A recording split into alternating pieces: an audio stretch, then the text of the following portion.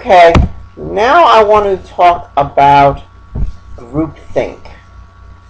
This is basically a pattern that develops when you have a cohesive group that is trying to make a decision, and essentially the characteristics of the group of groupthink lead the group to work towards consensus as opposed to working towards making a good decision.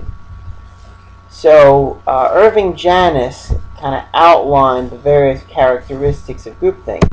In the textbook, they describe President Kennedy and his group of very smart men who essentially decided on the very not smart idea of, the Bay of Pigs invasion, which was an absolute disaster.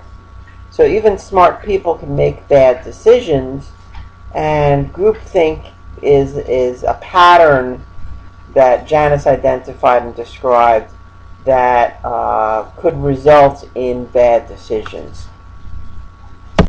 So let's start talking about what are the symptoms of groupthink. When groupthink occurs, what are some of the symptoms? Well, one is what he called overestimation of the group. In other words, if you think the group is awesome, if you think the group is infallible, if you think this group has a higher moral standard than other groups, then this is an example of overestimation of the group. So again, if you think your group can do no wrong, then you're in for a problem when people inevitably do things wrong. Kind of related to this is closed-mindedness. You kind of don't want to listen to any other points of view. You kind of have stereotypes about people who have an opposing viewpoint. So maybe if your group is a member of one political party, then you're going to have various negatives, rely on various negative stereotypes to describe the other political party, rather than, which would then prevent you from listening to someone from that other political party who might have some advice that might help you make a decision.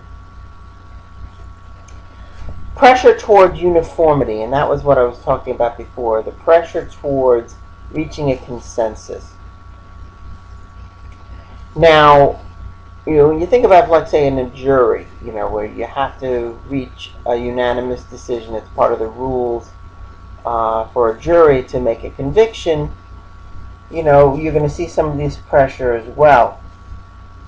Basically, if you are in a member of a very cohesive group, very close-knit group, and it seems as though most of the people or everybody else in the group seems to share one particular opinion, but one that you disagree with, you might keep your mouth shut and engage in self-censorship, not speak your point of view, not state your case, because of worry that you're going to disturb all the camaraderie there. You're afraid that you're going to, rock the boat, so to speak. So you kind of censor yourself, which of course is related to the idea that there's an illusion of unanimity.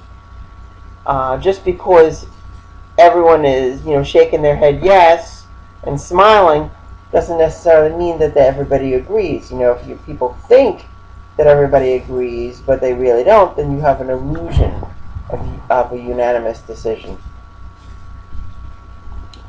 Hey, sometimes there's going to be direct pressure. Sometimes you're going to have somebody who actually says an opposing point of view, and the rest of the group is going to kind of then push on you to change your point of view, to pressure you to change your mind to join the rest of the group. So there again is that where it's direct pressure. And of course, you have mind guards who might be kind of the how shall I say it, maybe the tough guys of the group, who would make sure that those opposing viewpoints perhaps get squashed so that they don't interfere with the activity of the group.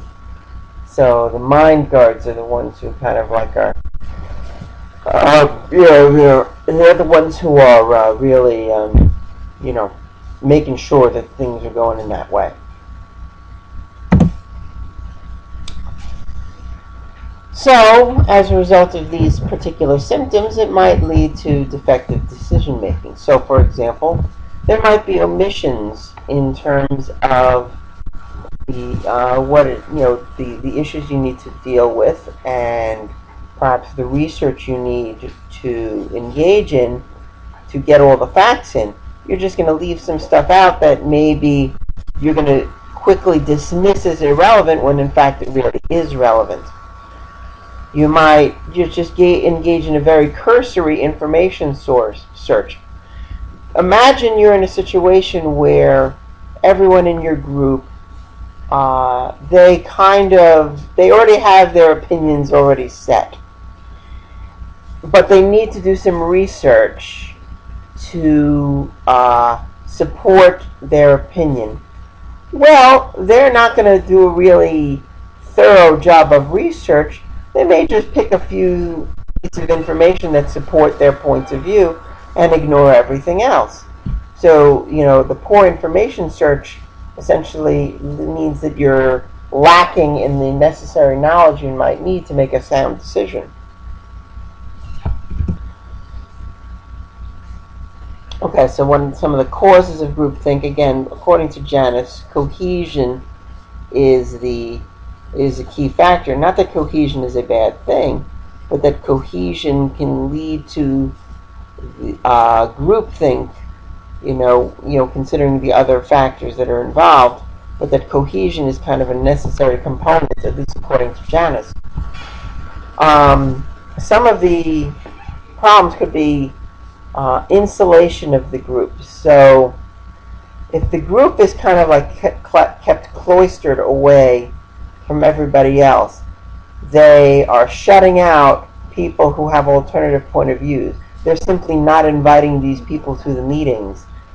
They are not talking to the press. They are essentially, whatever stays in this room, whatever we talk about in this room stays in this room, so it's completely insulated from the outside world.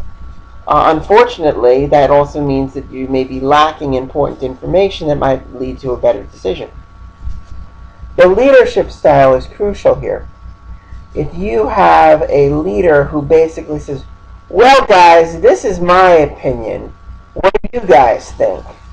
And so you have this powerful leader who's basically telling the group, this is what I think, and I'm now implying that you should agree with me. So clearly the leader is getting off on the wrong foot by doing that. Some of the situational contexts that can increase the likelihood of groupthink.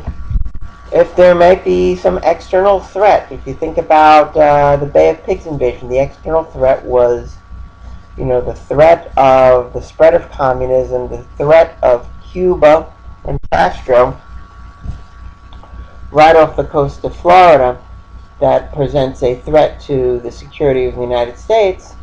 So you had a lot of all these people antsy and worried there because of that. There might be a time factor. You might feel rushed for various reasons, and that rushing might lead you to make a poor decision as well.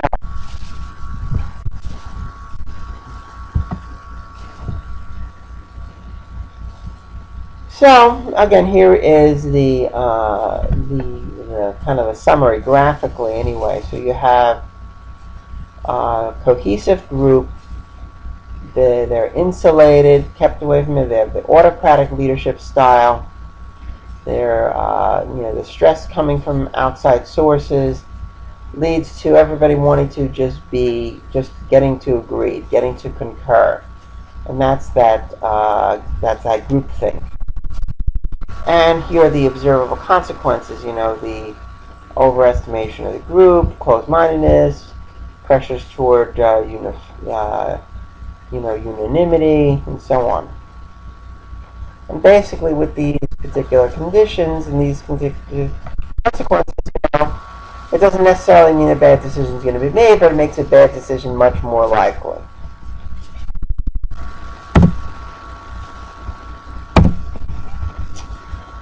So how do we prevent groupthink? Well, as I said before, cohesion is a good thing, but you don't want to let cohesion be the overriding theme of the group. You want to make good decisions. You want your group to be productive and make good decisions instead of just being happy and cohesive.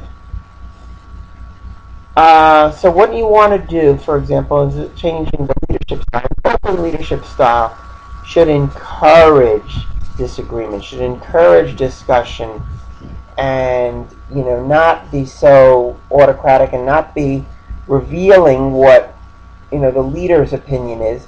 The leader should be doing a lot of listening and less talking. It's a good idea to appoint a devil's advocate. A devil's advocate is a person in the group who, regardless of whether or not he or she believes the point of view, but takes the opposing argument and really tries to debate with the rest of the group using that opposing argument. By doing that, it allows the group to see the alternative point of view, to really study it, and allows them to perhaps consider whether or not their point of view may not be justified after all. Oftentimes when there are difficult issues to deal with, complex circumstances, you can get the groups into subgroups where they can be freer perhaps to, speak their mind, come up with ideas, and then each subgroup then could, describe what they're discovering about a particular topic. And again, this would limit the idea about everybody having to agree. Okay? And again, you want to make sure that you are using good decision-making techniques to arrive at your decision. You shouldn't be just simply the leader says, all right, well, this is what it's going to be, and that's that. You're going to need to be able to make sure that you're not, remember those cognitive biases that we were talking about. Try to avoid making those falling into those traps, you want to be able to, look at the data honestly, and make your decisions based on that.